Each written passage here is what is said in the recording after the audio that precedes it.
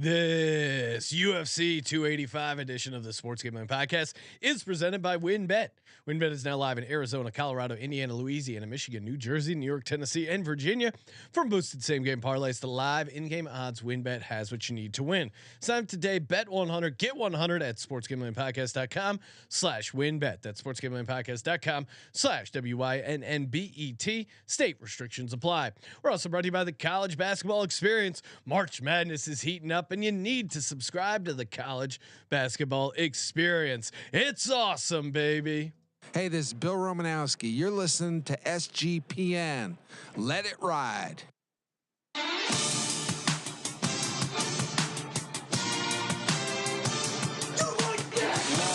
Cox. He's one of those guys who will get penetration.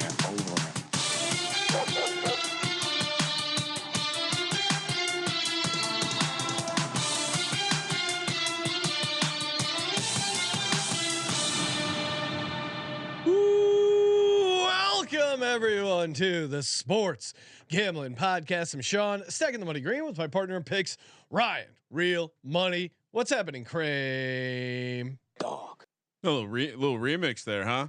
Real money, Kramer. I think I forgot the Kramer there. It's been a little while since we've had the opportunity to talk about one of our all-time favorite athletes, yes, both on and off in and out, in the ring and outside the ring, Mr. Jon Bones Jones. Sean, when's the last time we dabbled with the? It's been a while, and we're not here to talk slap league. It's just so everyone. I know everyone's on their seat. We are open to pitches for the slap fight gambling podcast. So if you are a slap fight sharp, please reach out to us. We will get you a podcast ASAP. Those guys, like half their face is funny. It's so funny. It really blew my mind when one of the guys tested positive for cocaine. Not that he was on cocaine, but that they were testing these guys. Yeah. Of course, you're going to be on drugs if you're in the slap fight league. Cocaine too. Yeah, I mean, throw a little in the gums before you get started. Oh wow! Man. Not only are we back, Ryan, talking MMA, we're making our return. Obviously, Jon Bones Jones is making his return. Also, Jong in the chat, yes, he's making his return. Great to see Jong. YouTube.com/Sports Gambling Podcast. Chat is lit. We got it all going on, and we got a special guest coming up. Before we get to that, though, Ryan, sportsgamblingpodcast.com/WynnBet. Oh, listen to that sound. You're looking to bet on the MMA, aka UFC, NBA, NHL, college basketball. March Madness is here. Oh man, just imagine parlaying some sweet college basketball picks with some sweet UFC 285 action. So many ways to win over at sportsgamblingpodcast.com/WynnBet. Spin that parlay wheel. Bet big, win bigger over at sportsgamblingpodcast.com/WynnBet. sportsgamblingpodcast.com/WynnBet. State restrictions apply. Make sure you do those parlays responsibly. Parlay responsibly, as always. And of course, offer subject to change. Terms and conditions at WynnBet.com. Must be 21 or older and present in the state where playthrough WynnBet is available. If you're someone who knows a gambling problem, call 1-800-522-4700. And make sure you check out the SGPN merch store. Ooh. We got a new promo going, 10% off when you spend more than $40 and use the code MADNESS. That's right, 10% off when you use the promo code MADNESS. So again, we have the first half undershirts. We got some basically an irrational parlay rebate. There you go. That's what we're doing right there. There you go. Joining us here to talk UFC 285. You know him as one of the co-hosts of the MMA Gambling Podcast, Mr. Daniel Gumby Vreeland. What's happening, man? Hey, thanks for having me on, guys. Hell yeah. Appreciate you coming on. Even though if you're watching youtube.com/Sports Gambling Podcast, he has a giant picture of Troy Aikman right behind him. It's not giant. And honestly, it is a small one. It does kind of look like the game where LeVar Arrington ended his career. So maybe that's when this is not Troy Aikman scoring a touchdown in the Super Bowl. Troy Aikman. This is old, washed up Troy Aikman. You know, so I'm okay with that version of Troy Aikman. They say memories are unreliable. It's a gift, so I'm guessing he does look like a more weathered Troy Aikman in this one. So I will give you that. He's definitely not the championship caliber one. Not prime Troy Aikman. All right, so Gumby, thanks for coming on here talking UFC 285. Obviously, the big story is going to be the return of Bones Jones. We'll get to that. He's headlining. Real quick, it takes getting Gumby on for Jong to come back to the show. And now Jong is once again our fan. Now that he's hey Jong, you should come by the office. It's March Madness time. Come watch some God's Eye. Also coming back in a way, Conor McGregor. He's returning. He's been coaching. Oh man, the Ultimate Fighter. What do you make of McGregor kind of surfacing again? Well, first of all, I can't believe you didn't use the cocaine segue to get to Conor McGregor. Oh, come on, John. But second of all, yeah, it's not quite a giant bear. We need like a gnome cocaine sound effect. Yeah. So anyway, yeah, like he's back, which is, I guess, exciting for the sport, because whether or not he's putting in the best performances, kind of like, I mean, Jon Jones wasn't putting in the best performances before he left either. I mean, it's good for the sport, right? It's good to have those guys around and the excitement around. There is all kinds of weird stuff surrounding that show. They seem to be like posting pictures of just them in the house, which that's probably a no-no in reality TV history. But yeah, like it's an exciting time to see both him and Bones back in the cage. Yeah. I thought you were gonna call him the Irish cocaine bear. we need He's got like that bear walk, you know. Like. we need like the cocaine sound effect mixed with like Irish jig music to play for old Conor McGregor. Yeah. So is Conor McGregor? Do we expect him? Obviously, he's coaching, but what do you think about the chances he's actually going to return to the ring as a fighter? So supposedly he's supposed to fight Michael Chandler at the end of the season. They're super non-committal about the date he's supposed to fight him on, which is, you know, it clearly plays into the hand that like, yeah, he might not be ready. People have said that, you know, he's not being tested by USADA, so you know he's probably juicing to the gills too. Because if you've seen him in those pictures, it doesn't look like it's just cocaine. It looks like there might be some other stuff in his system. So a couple of picograms, if you want to make a Jon Jones reference there too. So yeah, I think he's probably going to fight again. I mean, at some point in time, that whiskey money can only take him so long. He's going to have to do something in sport. Yeah. Although I think he's almost completely out of that money. I think he sold his half of the company. Now they just use his face for the most part. But you know, hey, that money can only last so long, and that fame can only last so long. So I'm hoping this leads to a fight with Michael Chandler. There's enough bad blood maybe from being in the house. Well, I like to watch him fight. Yeah, no, he is fun, and you know his antics do bring. I like a good backstory coming into like a big UFC pay-per-view, even if some of it's hyped up. Just the idea that these guys genuinely hate each other, like it adds another level to the fight. There is an element too that it is a showman's game. And the best have always been good showmen as well. So it is fun to. I mean, look, like for me, Conor McGregor is like a circus act. Like they come to town, I want to see it. Jon Jones, there's something more. That this is like an emotional connection. He's up there with Cordell Patterson for greatest athletes on the planet. Yeah, and it's a, like you said, prize fighting, right? Like it's a showman's game. It's the person who can bring the most people is clearly the winner here. And the thing about the Ultimate Fighter, like you said, it draws eyes to people, right? Like whether or not they have real bad blood or not, you know, you've seen fake fights in the Ultimate Fighter house like 7 or 8 times between the guys coaching. It is a reality show, right? Yeah. It doesn't stop me from buying into it. Rampage ripped the door off one time, and I don't know what that door is made of because I can't rip a door in half. But you know, like it was enough to get me to want to watch him fight Rashad Evans, and that fight was terrible. So like give me more of that stuff. Well, it is the story that everyone craves. Like that, I feel like in the beginning of MMA, like becoming like enormous, it was a lot about those stories. Like the Ultimate Fighter had a lot to do with it, but just like the second, it's like Hard Knocks, right? The second you peel it back and you're like, oh wow, this is interesting. Like you know, you got the wife watch and you're like, oh, I want that guy to win. I mean that's really what it comes down to. It's like it like similarly as to why Dana White used a spout with his wife to promote the slap league. that is Kramer's conspiracy theory is that that Dana White got into the altercation with his wife to promote the slap league. I don't know. He seemed to try to distance himself and apologize a bunch, but if he did do that, he's a marketing genius. That's the old no press is bad press deal, right? Like, exactly. Yeah, I mean, you get to draw some eyes to it. Yeah, he seemed to distance himself from it he distanced himself from punishment really quick, but the attention maybe not so much. Yeah, he did do an apology tour, which I can see why the conspiracy. Yeah, if I mess up, I'm not like, all right, now book me on as many shows as possible. I do one apology. I'm not like trying to promote. Really sorry. By the way, I'll be coming up also on Pardon My Take, TMZ Sports, PTI, whatever it is. I'll be doing the apology tour.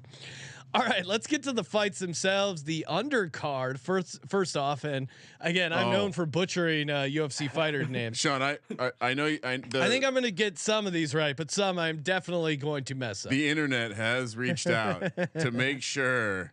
John was excited about it. Yeah, let's just put it this way: people remember you pronouncing UFC. Names. It was part of the gimmick there. First up, no now, gimmick. We should be good here. Tabitha Ricci versus Jessica Penne. Ricci is a -330 favorite. Penne +255.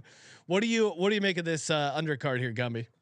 Yeah, this was an exciting one because you're getting Tabitha Ricci, who's like a young up and comer for people who aren't super familiar with her. She's only fought 3 times in the UFC, but she's fighting a former title challenger in Jessica Penne. And I really like the fight, despite the fact that her odds have like bloated completely out of control. They started way down at like -200, and now they're all the way up, way over -300, and they're climbing too. But one of the things that I saw as like an angle that you like have to hit on this fight is the fact that like Tabitha Ricci doesn't finish anybody. Like the fight just goes to the distance every single time she fights. The only time in the UFC she didn't go to the distance was she took a short notice fight up a weight class against one of the best women in the world in Manon Fiorot. That would have been a good name for you, Manon Fiorot. But yeah, so she took a fight on super short notice up a weight class and got stopped up there. But apart from that, she just goes to decision every single time. And like her decision prop right now is betting off at just barely over even money. So you're getting like a -300 favorite for even money on a quick turnaround and against somebody who is like aging and her best years are way behind her in Jessica Penne, which is why you're seeing that number, like I said, go up and up and up on her, despite the fact that she was a title challenger. So was this kind of a bit of a setup, like bringing in Penne? 100%. Yeah, because it just from the brief research I did sniffing around, it does seem like this is set up to give Ricci a little bit of hype to bring her in.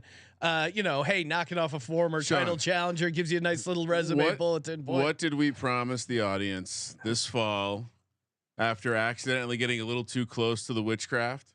We don't mess with bad Brazilian bitches. Yes, that's true. So we're taking Ricci. Yeah, I like his. Now, what would be better, parlaying Ricci money line with maybe the over in rounds, or just taking her decision prop? I think I'd just take her in decision prop because like I don't think she's going to get a late stoppage. The thing about Jessica Penne is even when she was at her absolute best, like she was a trash striker, but really good at jiu-jitsu. And Ricci comes from a judo background. Both of her parents are black belts in judo. She herself is a black belt in judo. She learned jiu-jitsu after that. So like her best avenue is also Penne's best avenue. So like you're going to see a little bit of a stalemate there. I think she'll have an advantage like positionally. But like I think this is going to the cards. I don't think she's going to just like wear out Penne. Penne's super tough. So Sean, if we wanted to take our bad Brazilian bitch in a decision, I'm seeing a price as good as -120, -130 out there. So really, yeah, that's pretty good. The way to play that one too. And to your point before about them clearly setting up like a young up and comer, a bad Brazilian bitch, if you will. I think they did that throughout this whole card. Like, we're going to talk about a -2,000 favorite coming up short. But like there are other ones too, like names like Ian Gary, who we won't get a chance to talk about. He's another Irish dude who is fighting on this card. They're just trying to promote their young up and comers, knowing we're going to watch Jon Jones in the main event. That's smart. That's a good angle. So next up in the undercard, we got Cody Garbrandt, -180 favorite versus Trevin Jones. Trevin Jones +150 dog. What do you think? What's your read on this fight here? I think Cody Garbrandt's brain is made out of mashed potatoes at this point, which is one of the easiest ways to fade somebody in MMA, because he just goes in there, and he has for a while, and just swangs and bangs until somebody falls down. And lately it's been him.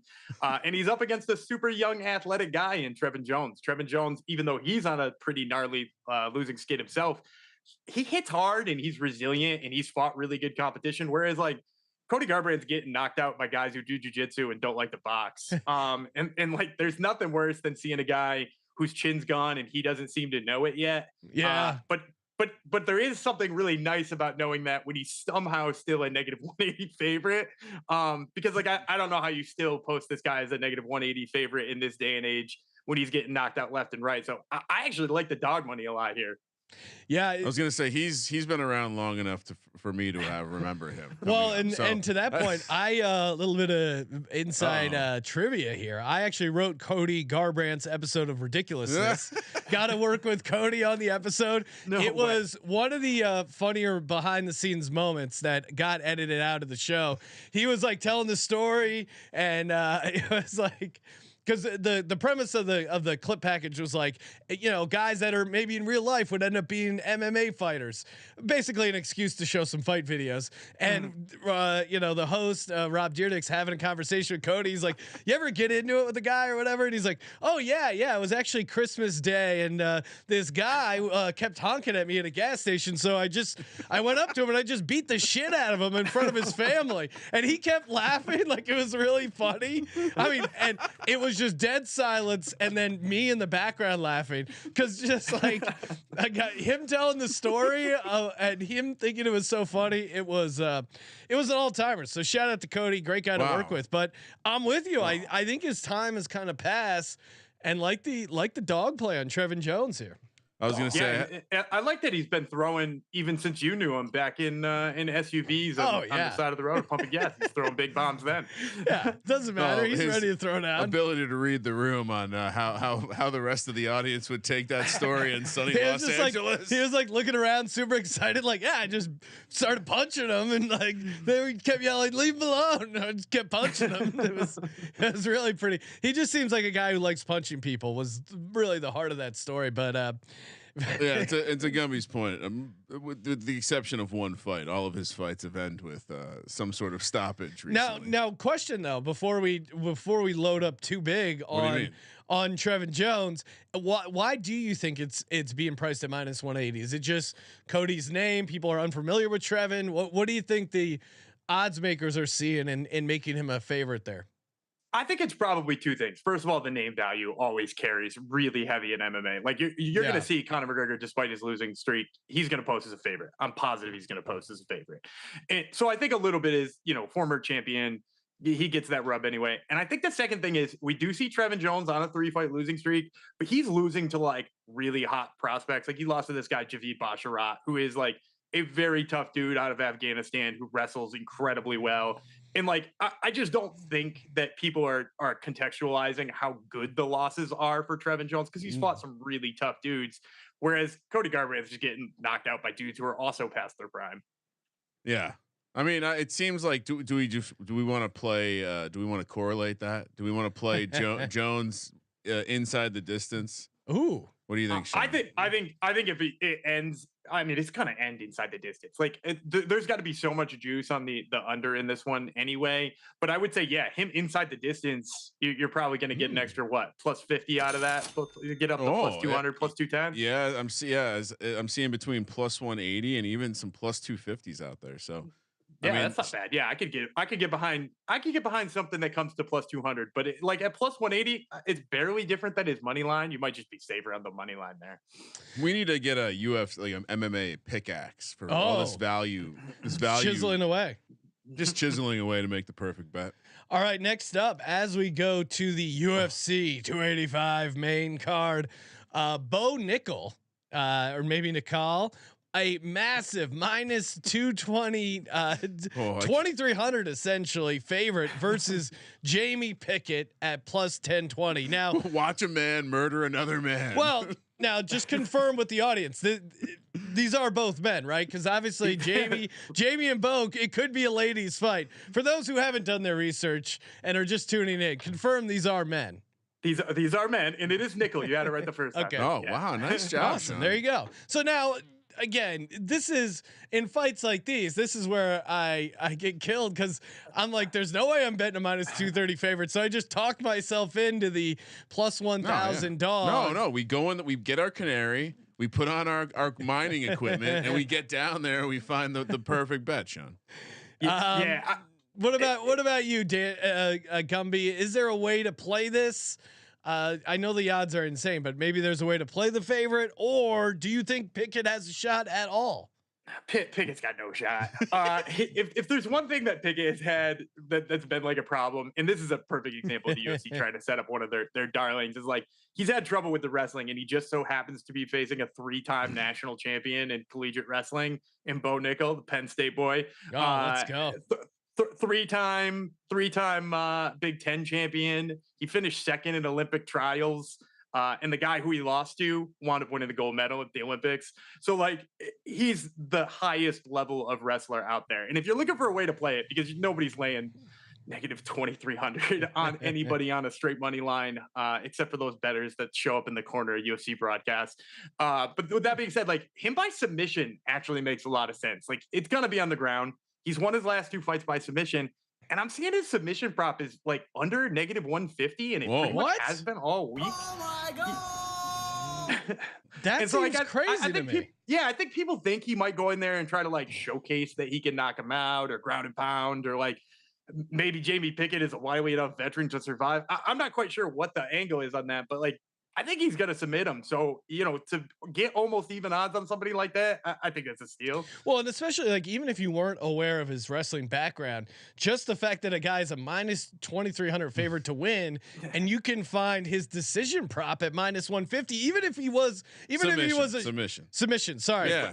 Even if he was a striker, I would take that submission price at minus 150. But it's and that's also how he's been. I mean, yeah, to his point, it's like he would have to go out of his way to do something different. Or if you wanted to get real degen, you could take him to win in the second round. Which, all right, so Sean, he's won all of his fights in all of his professional fights. He's won in the first round. Okay, so the price for him to end it in the first round is actually worse than that submission price. So you're better off taking submission than first round.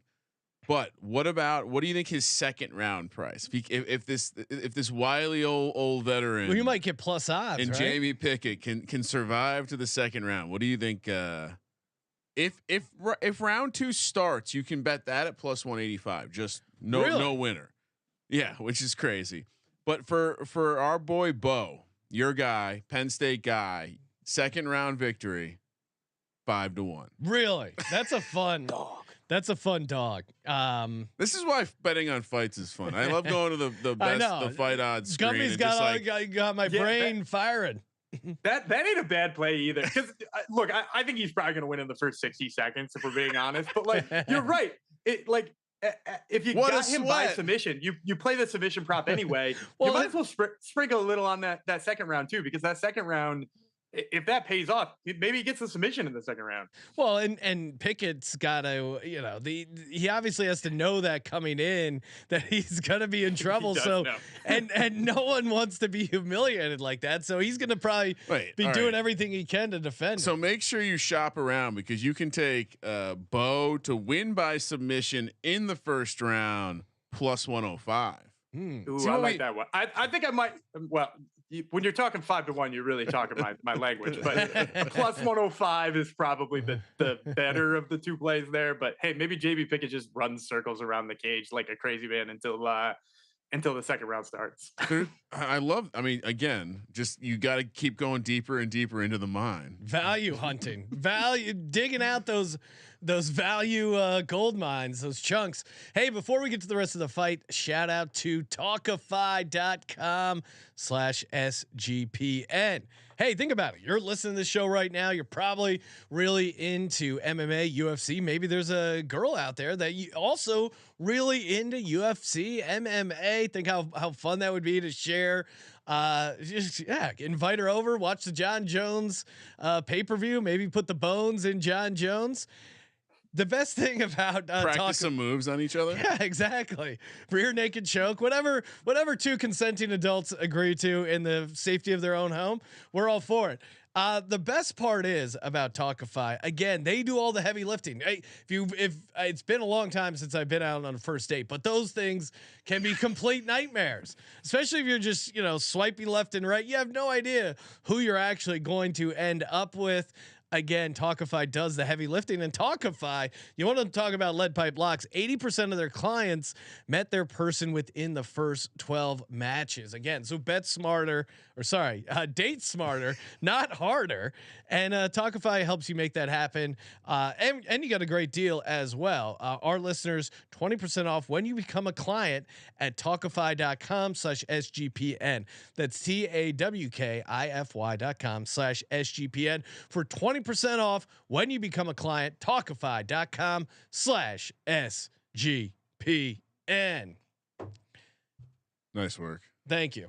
Got some more fights up, and now this one is I mean minus 500. I'm going to pronounce this incorrectly. No, minus 215. Yeah, minus 215 is the price for Mateusz Gamrot versus Jalin Turner. Turner plus 175 dog. Mateusz Gamrot. I'm going with Mateusz. You had it right the first time again, damn. Mateusz. You're upsetting John probably so much right. He had so much hope for your bad pronunciation today. Oh man. And you're letting him down with your good stuff. There's a good one coming up for you though. Oh yeah, there's a couple here that I'm already sweating bullets over here. So Gamrot taking the fight on short notice, still a minus 215 favorite. What do you make of that in general? Do you have a way you handicap short notice in general, or and how does it apply specifically to this fight? Yeah, so shout out to my co-host Geoff Fox, who tracks all kinds of stats like that, and he's got a laundry list stashed away somewhere in old Google Doc or something. But basically, short notice fighters are only winning about a third of the time. So like automatically, a lot of people fade those short notice fighters, especially if they haven't had a full training camp. He's really only working with like 3 or 4 weeks here. And for that reason, I actually think the number has come down a little bit. He could be like a negative 300 to negative 400 favorite because he's such a good grappler. He's so good at jiu-jitsu. He's such a mean wrestler. He actually was in the like world championships for grappling. Abu Dhabi Combat Club is the name of the company that does that. So like he is super high level. He'd probably be a negative 400 favorite, but he's taking it on short notice, which is actually why I like his price here. I actually like Gamrot because Jalin Turner struggled with wrestlers in the past. He fought Matt Frivola, a dude from Long Island who loves to wrestle. He just took him down and like beat the hell out of him on the mat for pretty much all 3 rounds.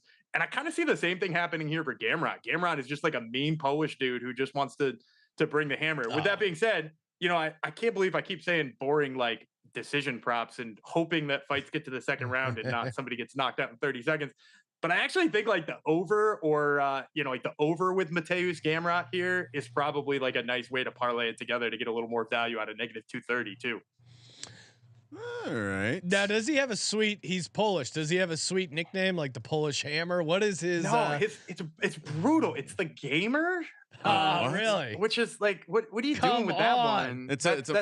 It's a modern name, right? Like yeah, but kids Gamer, I think of like some kid who's been holed up drinking Mountain Dew Surge or whatever, and doesn't have any muscle mass. And well, he's going against the guy with the nickname of the tarantula. So yeah, and that one's actually really fitting. I talked to Jalin Turner one time about how he got that nickname. He used to be deathly afraid of spiders, right? Like terrified of spiders, and then somebody convinced him to purchase himself a tarantula to get over it. Yeah.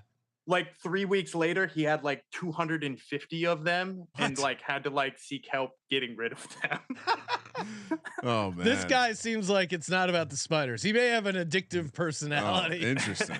Anyone who is really too into spiders or reptiles, you got to keep an eye on those folks. It's like cats, but the other way. Yes. Like inward. A little bit more dangerous. Yeah.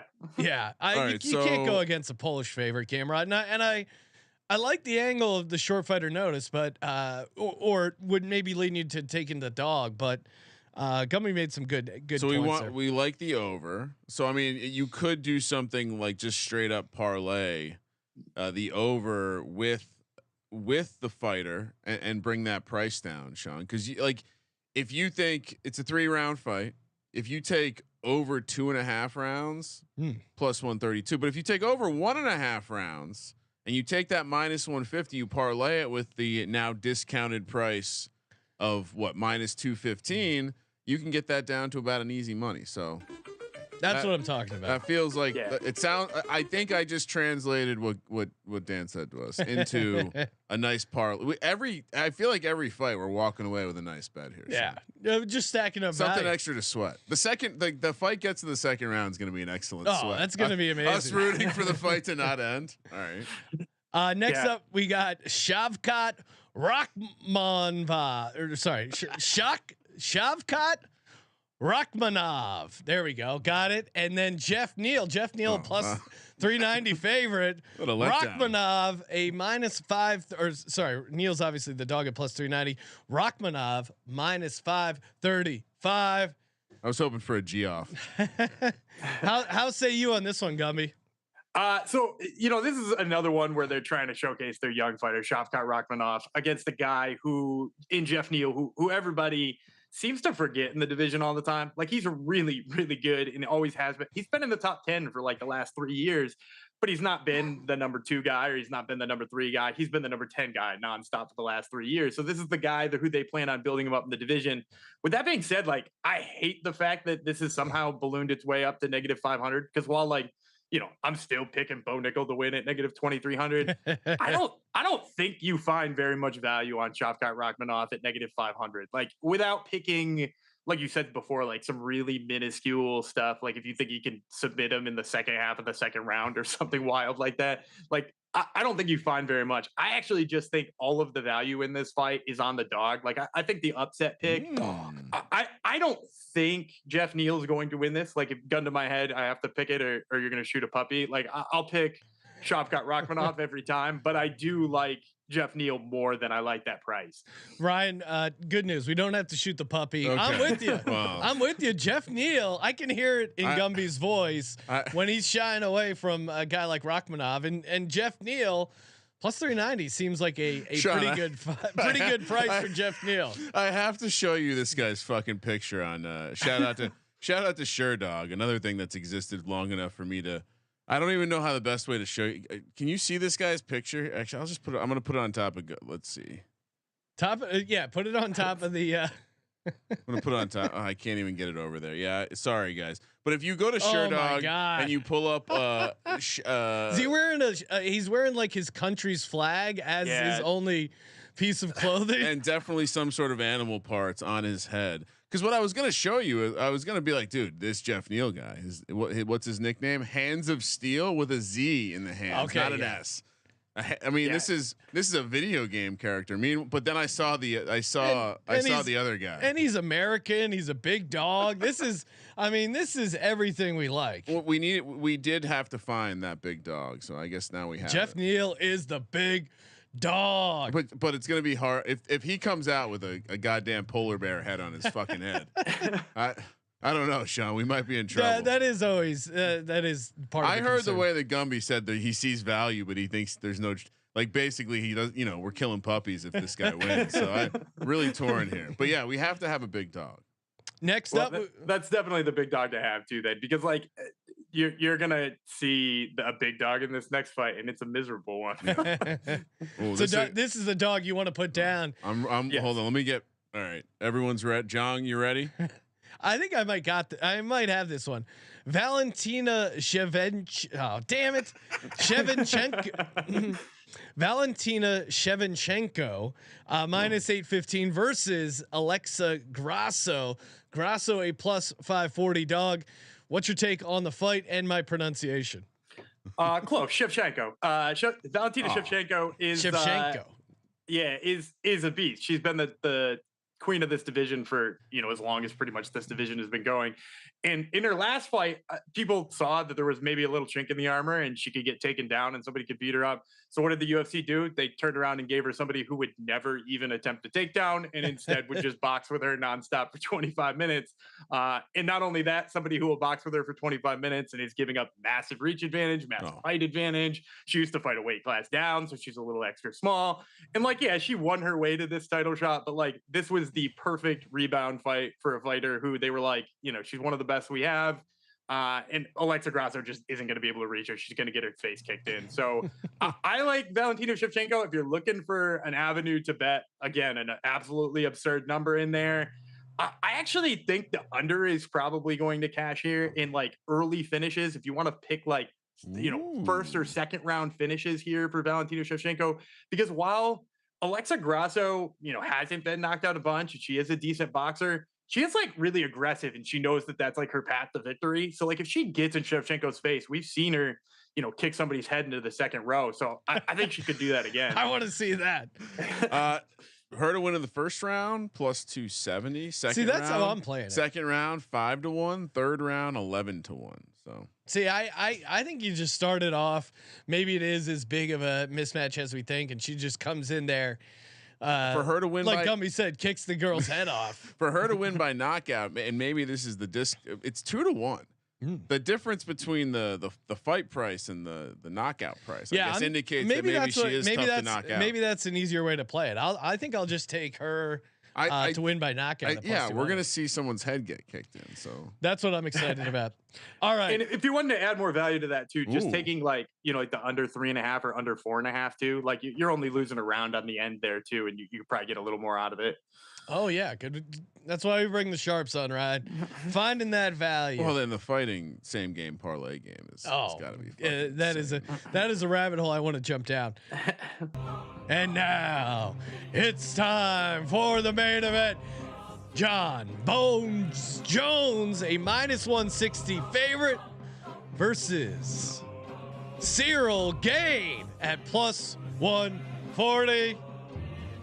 Gumby, where is Jon Bones Jones right now? What is his health? What shape is he in? Has he been doing Molly? Like where are we at? What's his where's his life at? So it is Vegas John right now. He's been in Vegas for 4 days. We call that Vegas John, and Vegas John is a dangerous thing. Wait, now that right there, you got to keep him in like Des Moines, Iowa, in a Holiday Inn, and he flies out the day of. You're giving him 4 days in Vegas? I mean, I can't. I think they gave him 7, but really, yeah, it's not a good thing. But on top of that, too, they did his media day pictures the other day, and I was expecting, he's the brother of Chandler Jones, he's the brother of Arthur Jones. He's allowed to bulk up for like the first time ever. Yeah, I was expecting to see something really impressive, and I didn't. Like I don't know if you guys have gotten a chance to see what he looks like, but I pulled up the popular MMA website, MMA Junkie. They're like, get the first looks at Jon Jones at heavyweight, and there's a picture of him without his shirt on, and I'm like, oh, yeah, that's kind of a bummer because he could gain 60 pounds of seemingly muscle or something. And he looks like he picked a spot to gain it, which wasn't a lot in his skinny little legs and a little bit maybe in his arms, but there's some midsection there. And it kind of bummed me out because I was like, this guy's been saying he's going to bulk up and go to heavyweight for 3 years now. And this is how he decided to do it. This is, now granted, I haven't gained that much muscle in 3 years, but I feel like that kind of bummed me out a little bit about him. I also, if you wanted to be on Jon Jones, and I'm going to disappoint you guys here, I'm not on Jon Jones. Oh no. Yeah, you can go against me on this one if you want, but like the Jon Jones that used to exist, the one who choked Loyola Machida cold and dropped his dead carcass on the side of the canvas, the one that we know and love, I don't think it's there anymore. Yeah. I mean, like the one even 3 years ago when he beat Dominic Reyes, which by the way is a win that has aged terribly. That guy, I'm not sure has won since then. And he only scored like 2 out of 9 takedowns in that fight. He just doesn't seem to have like the same killer instinct. His last 3 fights have all gone to decision, which is, not a pretty way for him to be ending fights when he was, he was that killer. He came in with elbows and knocked out Shogun and, choked Machida cold and choked Rampage Jackson, all these legends out. And now he's kind of one who just plays pitter patter on the outside. And I think that's a nightmare against a guy from a kickboxing background in Ciryl Gaine, who's the guy's going to be way bigger than him too. That's the other thing is like, he is an actual heavyweight. He is not a guy who put on a little midsection heading into a heavyweight fight for the first time. He's a guy who actually looks like he weighs 265, and he's a guy who boxes. And as long as he can keep it on the feet, and I know people are worried about that, I really do think it's Ciryl Gaine's fight to lose. So I like Ciryl quite a bit in this one, and especially as that price trends up and up. I wouldn't jump on it if you're a Ciryl Gaine better. Like wait until that's almost fight time because that number keeps rising too.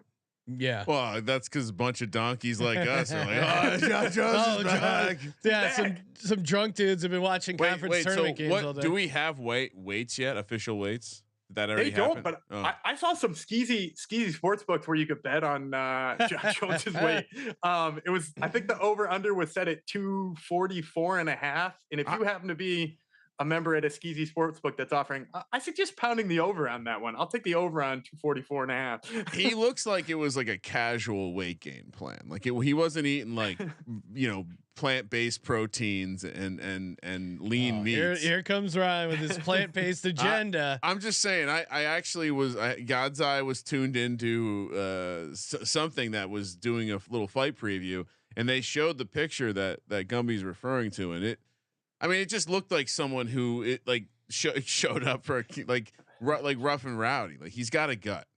Not that Jon Jones was ever like super duper shredded, but he kind of has a gut. Yeah.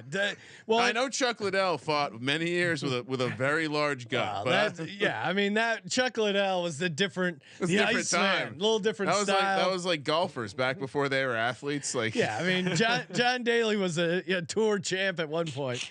Things have changed with fitness and stuff. Right, just for the record, so we're gonna bet against Jon Jones. No, Gummy's crazy. Have you seen Jon Bones Jones? I kind of like what he said. If this dude's like all muscle, 250, and Jon Jones like put on 35 pounds of fat to get up to the weight, I kind of like the idea of fading that for plus odds, Sean. No. We like money more than we like Jon Jones. No, not in this. Ciryl Gaine. He's from France. I can't pull this. I believed in Santa Claus when I was a child, and then I grew up, and it's okay. How long has it been since Jones? What is the exact date since his last UFC fight? It was February 2020. Yeah, he fought Dominic Reyes. So it has been almost to the date, 3 years, a little over it. How is he favored?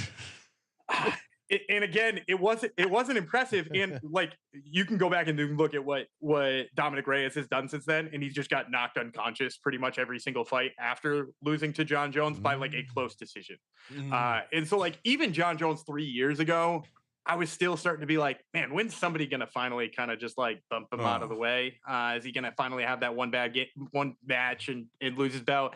And now he's like, well, I'll take 3 years off and continue to be called Bones, despite maybe not fitting that moniker anymore. He's not Skin and Bones anymore. Just call him Jon Old Bones Jones. Oh, Ryan, I can't believe you're slandering Bones Jones. He's a child of the 80s, dude. Here's what I'm going to do. What is his, do we have his I can pull it win by KO price? Oh, well, of course. Because that's the only way I want to bet this.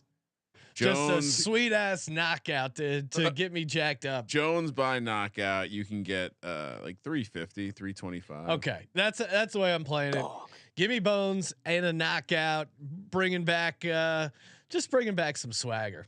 What you can go Jones to win in the first round, 7-1. No. This is gonna be. He's gonna. To Gumby's point, they're gonna be pitter pattering for a big part of the fight, and then he's got one sweet knockout left in his system. He's gonna run back and just wail him. Here's my random bet for the fight. Fight ends in round 4 or round 5. 28-1 and 30-1. Really? Yeah. I mean, that seems crazy. I'm taking the high end of the range, but deal with it. No, that just seems crazy that there's just prices would be that high. There's so much. Well, because I think the odds-on favorite is that this. I don't think they expect this fight to go. I mean, they expect the fight to go long, but go boring long. Like decision's the favorite. I think they think if this fight goes past 2 rounds, it's going to be all the way. It's going to be 5. Like you probably can find all the value in like rounds 3, 4, and 5 because they're like either these are 2 heavyweights that are going to knock each other out, or these are 2 heavyweights that are going to avoid the knockout blow nonstop for 25 minutes and just stay on the outside. So yeah, I think you're right, but it would be a lot of fun to see one of these 2 land a knockout at some point in time. Oh yeah. So we should play the music, play the X-Files music. So if this fight ends in a draw, Sean? 50-1. Really? Oh my God! What is better odds? Santa Clara winning the Pacific Conference tournament or this fight ending in a draw? Santa Clara has better odds. This is longer odds. Okay. Yeah. Maybe we parlay the two together. Little West Coast Conference, Jon Jones fight draw parlay. Yeah. No, I mean any sort of cross sport stuff, especially for Saturday, because there's obviously a ton of stuff going on. You got even crowbar in some spring training games, golf, NBA, NHL, college basketball. You can put together a sweet XFL cross sport parlay. Yes, and of course the XFL. All right, time for what are we gonna give out, Ryan? A lock and a dog? Whatever you want. What are you feeling? Okay. Here's what we'll do for my lock. My lock will also be a dog in Trevin Jones just to win. Okay. My dog, give me Jon Jones to win by KO. USA. Oh, Jesus Christ. USA. Sean, all right. Here's what I'm gonna do. What do you got? We're just gonna remind people not to fade Brazilian bad bitches, but we're gonna stay on the main card. I'm surprised you didn't go. You like USA. You also like Penn State, Sean. Yeah. So why don't we take as a lock Nickal? I mean, which did we like better? We like the submission one, right? Yeah. You know what? And actually, I'll do 2 locks. Nickal by submission is my other lock. And 2 locks and a dog. Yeah, that was like -160, I think. And shout out to Jong. He pointed out in the chat somewhere that for Nickal to win inside of 60 seconds, you can get that at between +175 and +333 in certain places out there. I'll just go submission. That's a little simpler. For my dog. Yeah. What do you got? We're gonna fade Jon Jones. Oh wow, Ryan. I mean, how often do you get to get? He hasn't. Sean, the pandemic happened. Yeah. What do you think he was doing? You think he was training? And you think social distancing? You think Jon Jones asked for a humidifier in his hotel room? No, he's all dehydrated out there. Big fat guy now, dehydrated. This is going to be embarrassing. Wow. And I'm going to hate maybe it. for you. And are you gonna wear like a little beret and have some baguettes while you're watching the game? I mean, I got nothing wrong with good bread. No, I do like good bread. Yeah, baguettes are awesome. So your lock, little weird. Their hot dogs are orange over there on the streets, but your lock is Nickal by submission. Your dog is Ciryl Gaine. And I also like that one that John threw out there for Nickal to win inside of 60 seconds at plus whatever. Yeah. All right. So what do you got? What do you got here, Gumby? So I think for a lock, I'll take Mateusz Gamrot. I think, even though you're probably going to get absurd prices as it gets closer and closer to the fight, I'll take it by decision too as my lock. Okay. I'll say, which is it gets it down a little bit to a nicer place for me. I think I saw negative or +200 was what he was betting off to win by decision. And I think he's just going to absolutely control that fight. So I'll take that one. And then for my dog, I'll go with Ciryl Gaine with you guys too. Yeah, I think. With Kramer, to be clear, not me. I love American Jon Bones Jones. No, we're the sharp side of the table over here. I'll take the baguettes. Taking the baguettes. Gamrot by decision, you can get as high as +275. My lord, really? My lord, that's a juicy lock. Sean, are you writing all this down? Getting it all down. Please have the action team get down on all of this for us. We will be getting down on all this action and all of the great winners that Daniel, Gumby, Vreeland, and Geoff Arctic Fox give out over on the MMA Gambling Podcast. Subscribe to that wherever you get your podcasts. Follow the show Twitter at SGPN MMA. Check out Gumby on Twitter as well at Gumby Vreeland. Gumby, thanks so much for calling in, man. A lot of fun. Best of luck with the fights. Thanks for having me, guys. Appreciate it. Toss us a nice rating review over at Apple Podcasts. 5 stars over on Spotify. Again, code Madness, 10% off all the awesome gear and the merch. Got some MMA merch in there. Gumby's rocking the sweet SGPN USA hat. Personal favorite. Wow. Do we have an SGPN France hat? We'll work on getting that one up there for you, Ryan. For the Sports Gambling Podcast, I'm Sean, stacking the money green, and he is Ryan. Let me be the first to say, R.I.P. Jon Jones. Kramer, let it ride.